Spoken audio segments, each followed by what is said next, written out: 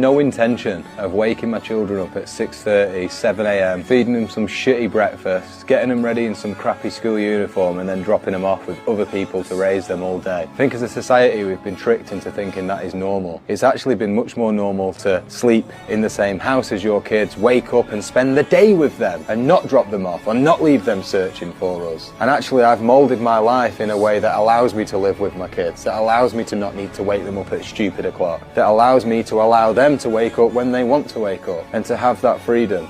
That's how humans were designed to live. We weren't designed to put such rigid schedules on. Who's calling that shit? Who's calling that shit? Who's calling that shit? Who's calling that shit? Who? Yeah. OVO Sound 2025. When a man no longer wants you, he doesn't always walk away. Sometimes he becomes mean. He gets colder, sharper, less patient. Not because you changed, but because he's trying to disconnect without taking responsibility for leaving. A woman, on the other hand, usually becomes calmer. She starts observing instead of arguing, pulling her energy back, preparing herself emotionally.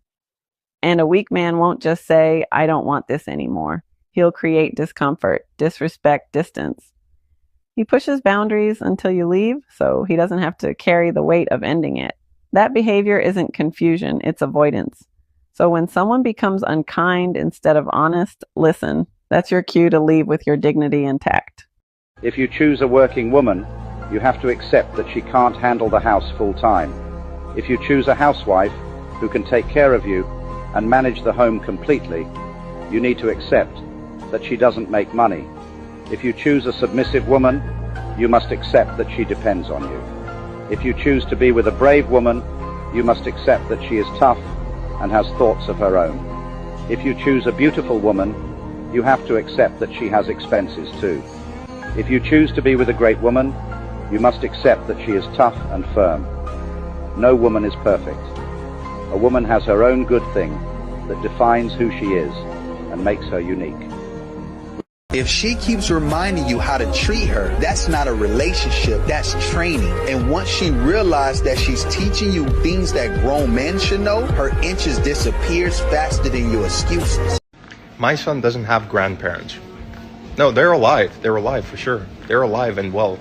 But the reason he doesn't have them in his life is because they love conditionally.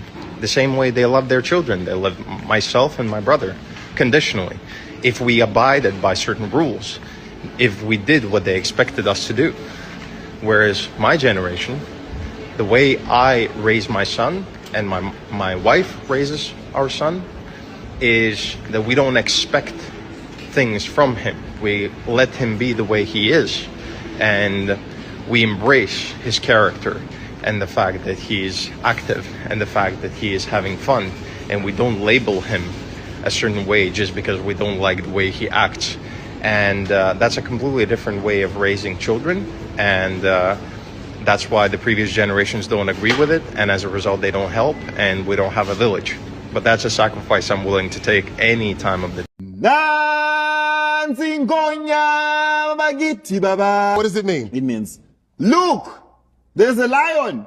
Oh my God. You're joking. That is not what that means.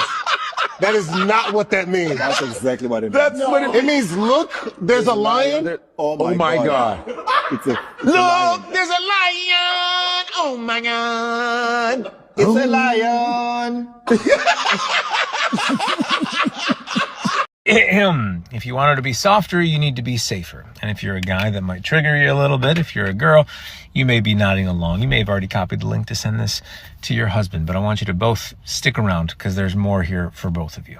Guys, the reason that triggers you is because when I say be safer for her, you're like, I'm not a dangerous person. What do you mean by that? The thing is, if every conversation feels like a combat zone because you're defensive, you're dismissive, and you're not really paying attention to what she's saying to you, or you get aggressive in your responses to that, she's going to come ready for war. You're curious why she's always coming in hot. She's always agitated in her tone. You handed her the sword and the shield because the way that you've shown up to conversations when it comes to critiques and conflict within your relationship is that it we're about to throw down. You also might be thinking, well, why can't she figure out how to not come in all agitated? Why is it all my responsibility to make her feel safer so that she can show up a little bit differently? And that's fair. And ladies, if you're still watching this, yes, you have work to do in this too. It's not just the guy. Once he finally creates a safe environment, you can decide differently.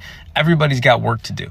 But more often than not, been doing this for 8 years, working with guys in their relationships, couples in their relationships, the defensiveness and the nature of how conflict goes down creates the environment or creates the expectation of how we're going to navigate conversations. So if we are a safe space for our wives, gentlemen, they're going to be able to come to us, share critique, share feedback, share whatever they need to, and they're not going to have to get loud with us if we're able to listen calmly and respectfully, respond to that. I've been married to my wife for 10 years. We've got 3 kids, been with her for 12 years. You know how many times that woman has yelled at me, come in hot with me, called me a name that didn't sit well with me? 0. Why? Because she feels safe in bringing critique to me. If she has feedback for me, I'm open enough to listen to that without trying to push back or fight back against that. Am I human? Yeah.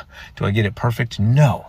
But over that timeline, she knows that this is a space that more often than not, she's going to be able to tell me something honestly without receiving any backlash for it. So if we as men can create safe spaces for our ladies to come and speak to us, I promise you, she's not going to want to bite your head off every time she has something to tell you about your relationship. So if you want her to be softer, be safer. All right?